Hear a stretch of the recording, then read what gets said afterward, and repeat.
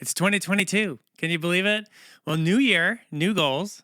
And Dr. Benjamin Hardy tells us that what makes us uniquely human, that is to say, what defines the human experience, is that we can imagine a future. And that future is created by setting goals. Let's talk about it. Welcome to Season 3, Episode 1 of It's Monday. What's Jonathan thinking?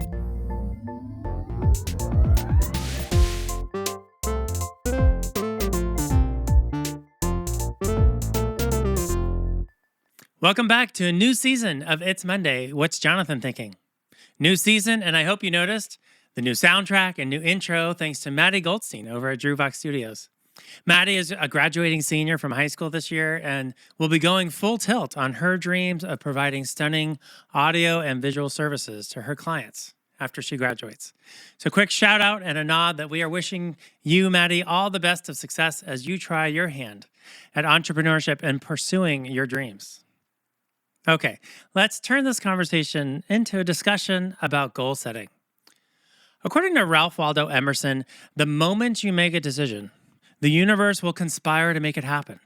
My friends, I can personally attest to the validity of this statement. Goals influence the decisions you make, and I do feel that the decisions we make are put out into the universe. But goals are just one step. What I have found is that having a system to track your goals is equally important.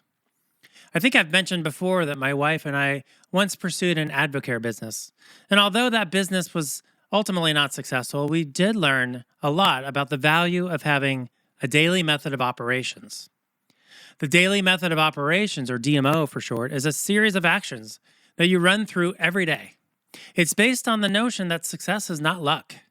Success is the result of habits. The DMO consists of things like focusing on your network, calling friends, attending events and industry gatherings. And while the universe may conspire to help you attain the decisions you set in motion, there's nothing wrong with nudging the universe a little bit, right? The DMO adds a tactical component to your dreams. Dreams are great, but they are just that, dreams. I want to be a CEO. I want to create a new company or a new line of business. I want to change jobs. Whatever your goals are for this year, the DMO gives you a measurable system to track your iteration towards those goals. I'll give you an example. 2019 was the first time in my career that I ever carried a sales expectation. I worked with my leadership to lay out an overall objective, but it was up to me to figure out how to make it happen. The goal alone didn't give me enough information to know how to turn that dream into a reality, but the DMO did. The first part of my DMO was laying out a list of the people I needed to talk to or get to know. Thank you, LinkedIn, for handing me that roadmap that told me who knew the people I needed to know. The second part of my DMO came from Bob Beaudine's The Power of Who. The people I know can't help me unless I tell them what I'm trying to achieve. People generally don't like being asked for money, but they're happy to help you and connect you with a friend. So during my one-on-ones, lunches, and coffees, I would lay out not what my goal was, but what I was trying to achieve and why it was important to me. It's important to dare yourself to be bold here. I would literally look people in the eye and say things like, hey, I'm trying to achieve this objective. Is there anyone you recommend I talk to?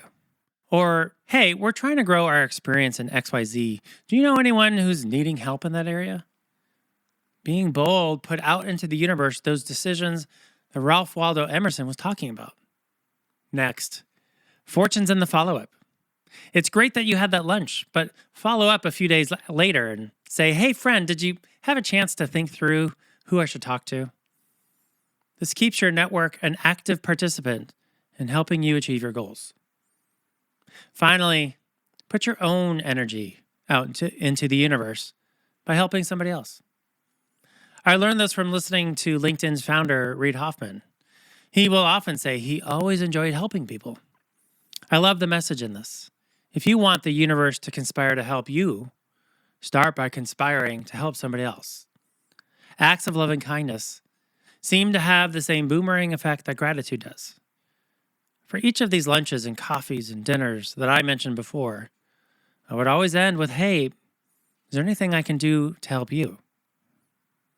As it turns out, Reid Hoffman's very correct. There's a certain joy to be derived by helping somebody else. It's not just selfish motivation. It's simply the right thing to do, and it's how friendships are made. So that's what has worked for me. I want to encourage you to share what has worked for you in the comments below. Goals are tremendously important. It not only puts out into the universe what you want to achieve, but it also gives you a sense of purpose. And ultimately, it puts you in the driver's seat for whatever you want to achieve. You can't control the universe, but you can control what you put into it.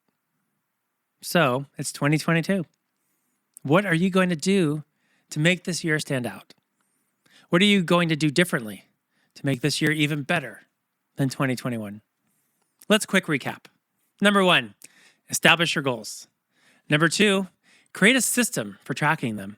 Number 3, break them down into daily activities that will help you work towards your goal. And number 4, rinse and repeat until you get where you want to go. And then set a new goal and rinse and repeat on that. And do let me know if I can help you. This is the power of LinkedIn, friends. We are all in this professional world together. Let's help each other and have a banner 2022. Thanks for tuning in, and I'll see you next week on It's Monday. What's Jonathan thinking?